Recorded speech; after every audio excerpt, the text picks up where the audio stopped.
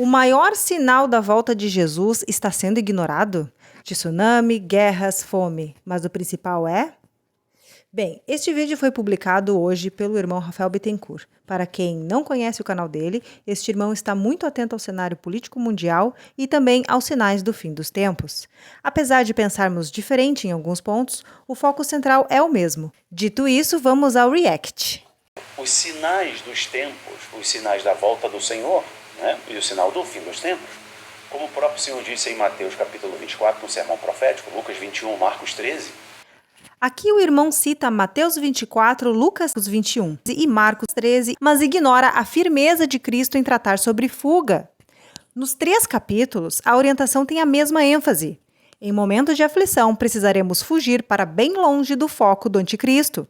Isso explica a esperança do apóstolo Paulo quando ele fala que os que estiverem vivos serão transformados.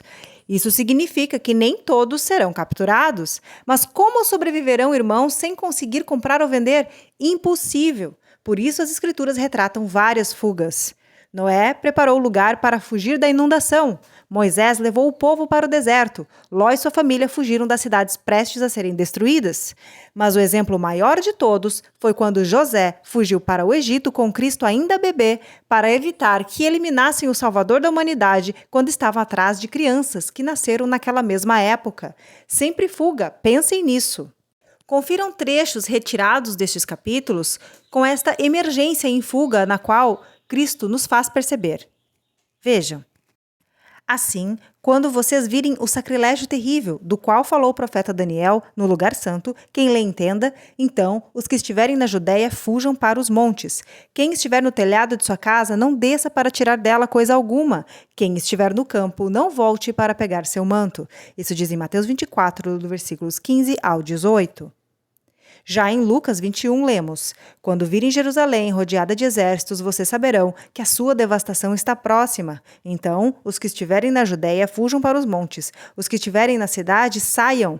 E os que estiverem no campo, não entrem na cidade, pois esses são os dias da vingança, em cumprimento de tudo o que foi escrito. Isso diz dos versículos 20 ao 22. E em Marcos 13 encontramos: quando vocês virem o sacrilégio terrível no lugar onde não deve estar, quem lhe entenda, então os que estiverem na Judéia fujam para os montes. Quem estiver no telhado de sua casa, não desça, nem entre em casa para tirar dela coisa alguma. Quem estiver no campo, não volte para pegar seu manto. Isso diz dos versículos 14 ao 16. Nestes 3 capítulos citados pelo irmão Rafael, vemos essa emergência de fuga em momentos de aflição é para fugir, nunca enfrentar e muito menos ficar onde está. E as cartas paulinas vão corroborar com tudo que Jesus disse, assim como os profetas, Zacarias, o profeta Isaías, o profeta Daniel, né? Eles falam sobre estes eventos, principalmente o profeta Daniel, o profeta Zacarias também, as coisas estão conectadas, né? Eu tive um sonho esses dias, eu disse que ia concluir o vídeo com esse sonho. E neste sonho, uma voz me dizia, e era uma voz angelical, e ela me dizia: corre. Ao final do vídeo, Rafael fala acerca de um sonho que teve. No sonho, uma voz angelical alerta para correr. Não precisaria do sonho para orientar algo que já está escrito? Volto a dizer que as escrituras são claras quanto à fuga. Precisaremos deixar tudo para trás. Não teremos espaço na nova sociedade do anticristo. Seremos caçados um a um. Os que ficarem serão divididos em 2 grupos. Os mártires, que não negarão o nome do Salvador e perderão suas vidas das formas mais horríveis, e os fracos na fé, que perderão a salvação em troca de um prato de comida. Serão dias muito difíceis.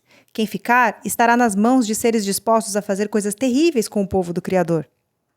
Já imaginaram a pressão psicológica? Muitos com fome ou vendo entes queridos sendo expostos a muita dor? Imaginem quantos que se dizem cristãos hoje vão suportar tamanho horror. Lembrem-se que a carne é fraca e lembrem-se que somos falhos. Certamente, muitos serão munidos de extrema força pelo Espírito Santo para suportar tudo e dar a vida por Cristo. Até mesmo eu poderei ser mártir. Porém, por amor a nós, o Criador deixou tudo escrito. Sejamos obedientes até o fim. Certamente também existe o risco de sermos capturados na fuga. Mas entendam que aqui não está em jogo a melhor forma de perder a vida, mas sim entender o que está escrito. Se você vai ficar nas cidades, ciente de que dará a vida por Cristo, vá em frente. Agora, se você vai ficar nas cidades por preguiça de pensar na fuga ou por apego aos seus bens materiais, Tome cuidado. A fuga vai ser muito difícil também, mas entenda isso como um gesto de puro amor do nosso Pai que está nos avisando para não cair nas mãos de seres perversos. De qualquer modo, em primeiro lugar, precisamos estar prontos a dar a vida por Cristo, independente de onde estivermos. Não se trata de confiar ou não confiar no Criador. A fuga é uma orientação do Mestre. Examine-se para compreender de qual grupo você será. Clame por orientação do alto. Em suas orações, se for tocado a fugir, não se apegue a nada, apenas esteja preparado para abandonar tudo. Porque eles quebraram o acordo que fizeram.